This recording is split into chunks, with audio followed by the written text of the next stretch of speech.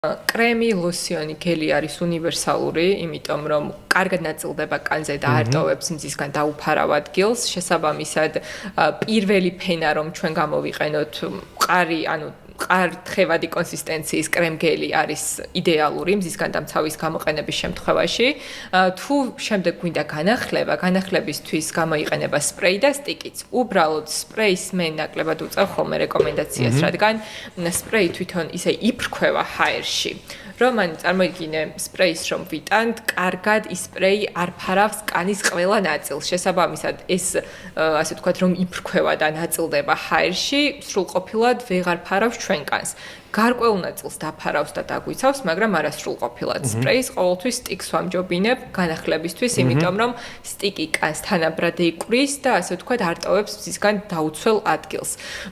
მაგრამ სპრეი მარტივი არის, სპრეის გამოყენება განსაკუთრებით სხეულის დიდ ზონებზე, როცა გვინდა განახლება და არ გვინდა რომ მთელი სხეული, ასე ვთქვათ, თავიდან დავიცვათ მზისგან, თუნდაც კრემის საშუალებით და ზოგჯერ ეს დისკომფორტი არის გარეთ, მით უმეტეს, როცა ზაფხულში მაგალითად ზღვაზე ვართ და კანი გვიოფლიანდება და გვცხელა, აი ამ შემთხვევაში სპრეი სხეულზე უფრო კომფორტულია ვიდრე სახეზე.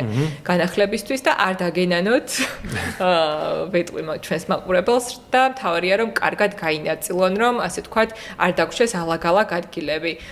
ბევრჯერ მსმენია რომ სპრეი გამომიყენებია მარტო და არ დაუცვია და კანი მაინც გამწითლებია. ყოველთვის ვეკითხები რომ როგორ გამოიყენე 2 საათში ერთხელ განიახლე თუნდაც, კარგად გამოიყენე სპრეი და როგორც წესი მეუბნებიან რომ რაღაც უბრალოდ მიისხა და გონია რომ უკვე დაცულია.